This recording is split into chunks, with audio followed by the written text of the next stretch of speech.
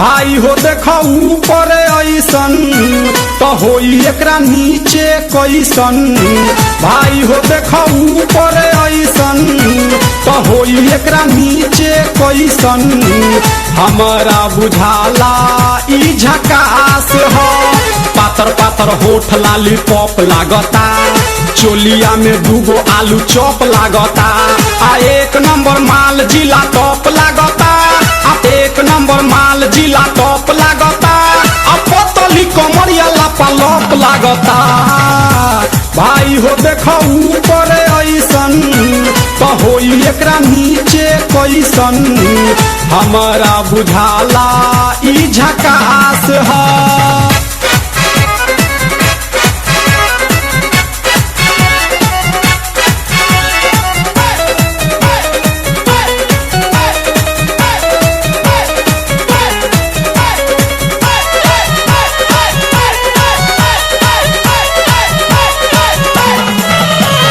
रहिया में खूब अगरा के चलेली, नौहिन के दिल धड़का के चलेली। आ छोटे छोटे कपड़ा चढ़ा के चलेली, आ छोटे छोटे कपड़ा चढ़ा के चलेली। आ से कसी बदनिया देखा के चलेली। भाई हो देखो ऊपर ऐसन तो होई एकरा नीचे कैसन। हमारा बुझाला ई झकास है।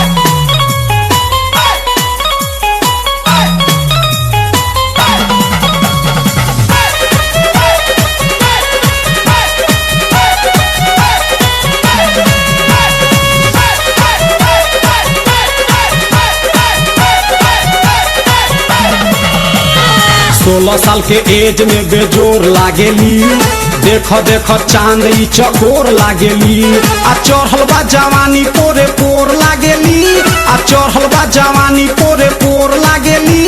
आ दिलवा चोरावे वाली चोर लागेली। भाई हो देखो ऊपर ऐसन तो होई एकरा नीचे कैसन। हमारा बुझाला ई झकास है।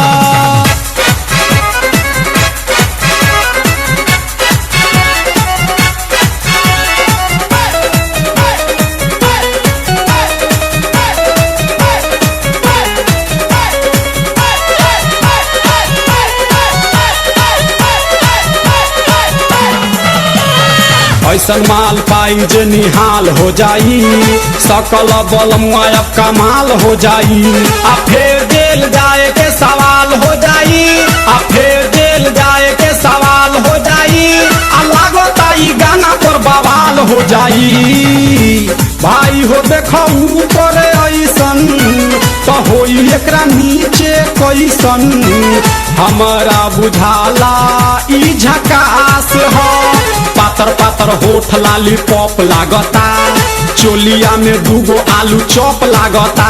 आ एक नंबर माल जिला टॉप लागता, आ एक नंबर माल जिला टॉप लागता। आ पतली कमरिया लापालॉप लागता।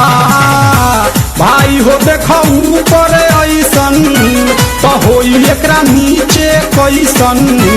हमारा बुझाला ई झका